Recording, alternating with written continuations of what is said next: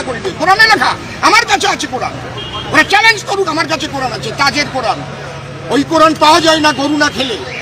21,000 টাকা বিল হয়েছিল carnival nursing হোমে, সেই টাকা আমি দিয়ে বাংলাদেশ থেকে কোরআন কালেকশন করেছি। আমি জানি না সেই কোরআন কার কাছে আছে কিনা।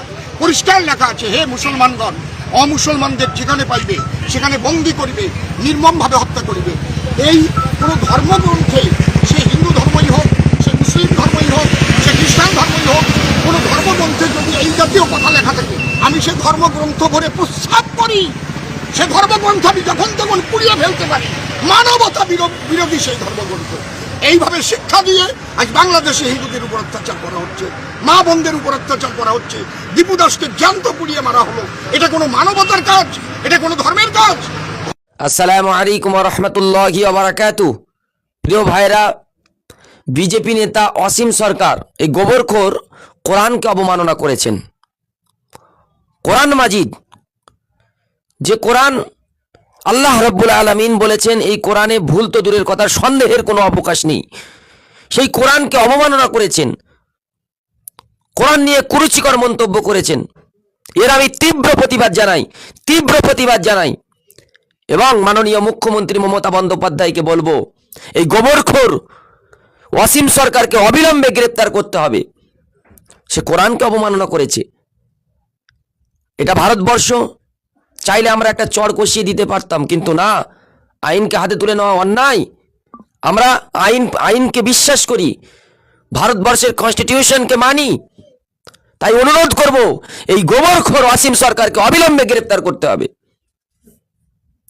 কোরআন যা পৃথিবীতে এসেছে আর কিয়ামতের সকাল পর্যন্ত এই কোরআন বাকি থাকবে। কোনো কারোর ক্ষমতা নেই এই কোরআনকে মিটিয়ে দেওয়ার।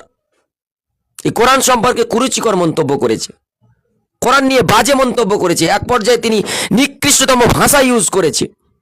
তা তীব্র প্রতিবাদ জানাচ্ছি, নিন্দা জানাচ্ছি এবং আমাদের পশ্চিমবাংলার মুখ্যমন্ত্রী মমতা বন্দ্যোপাধ্যায়ের কাছে অনুরোধ করছি, এই অপদার্থ বিজেপি নেতা অসীম সরকারকে অবিলম্বে গ্রেপ্তার করুন। তাকে হয় পাগলাগারদে পাঠান, আর না হলে জেলে দিন।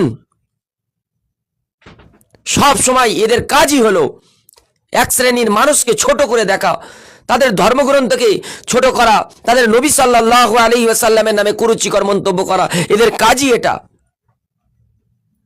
আমরা দেখছি কোনো মানুষ অন্যায় করলে সেটা মুসলমান জাতির উপরে চাপিয়ে দেওয়া হয়, আর যখন অন্যরা অন্যায় করে তখন অন্য কোনো জাতির উপরে কেন চাপানো হয় না? আমরা তাতে বিশ্বাসী নই। অসীম সরকার, আপনাকে উদ্দেশ্য করে বলছি, আপনি যে ভাষা ইউজ করেছেন, অবিলম্বে আপনি এই ভাষা থেকে নিজেকে উইথড্র করুন যে আপনার ভুল হয়েছে। না হলে আমি পশ্চিমবাংলার রাজ্য সরকারকে অনুরোধ করব, এই অসীম সরকারকে অবিলম্বে গ্রেপ্তার করতে হবে।